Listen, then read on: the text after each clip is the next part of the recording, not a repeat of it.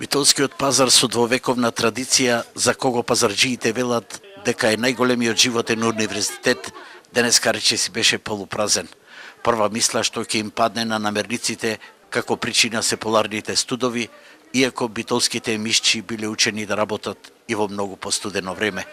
Сега во Еснавот е вгнездена силна неизвестност од најавите дека ќе започне примената на новиот закон за зелените пазари и можеби затоа го немаше онај вообичаен чагор и познатите чаршиски мајтапи. Денеска најголемиот дел од тезгите во битолскиот пазар беа празни. Некои велат од поларната зима, но сепак ова значи едно претскажување за примената на новиот закон за пазари. Доколку тоа се случи, и најстариот пазар во Република Македонија ќе доживее целосен колапс. Старите искусни пазарџи велат дека доколку законот се примени, со лимитите кој може а кој не може да работи, со лиценците и другите давачки, пазарот ќе се затвори, што не било случај ниту во времење на војни, окупации и други тукашни премрежиња. Овој закон, ако го применат, тешко на луѓето. И тие што се во пазарот ќе си одат.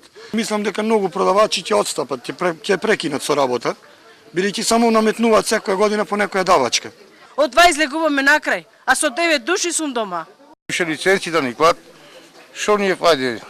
Немаме друго чаре, напуштаме пазарите и готово. Истото го велат и земјоделците кои од мака и сорт мрзнат по битолските тезги. Ние како земјоделци, како сточари, како што работиме по пазарите, што сакаме да се одложи. И ако ова се случи, ќе се доиспразни скроз пазарот и не знаеме народот кај ќе оди.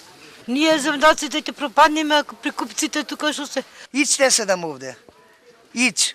А тие што иземам пензијата, ти ме дам мој, дека си купат само за овчиња, не ми стига пензијата.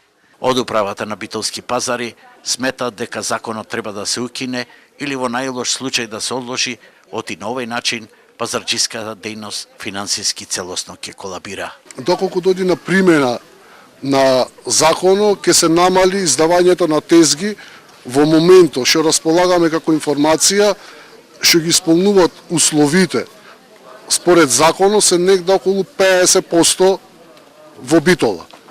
Сега од нив колку ќе сакат да земат лиценци, то не можем да ви кажем и не можем да ви потпрем. Со само една бегла калкулација, според ова слово на законот, за да се отвори една тезга потребно е да се плата 60 евра, а за секоја следна уште 40 евра. Потоа следат трошоци и членарина за комората како противуставна принуда за членување, месечен паушал за тезгата од приближно 5000 денари, персонален данок на УЈП и пензиско и здравствено осигурување од 2050 денари. Сето ова е многу повеќе од колку трошоци за отварање на трговски дуќан. Со ова законско решение се дерогира и законот за работните односи во делот во кој се возможува 10 сати дополнителна работа за сите професии, освен за пазарџиите.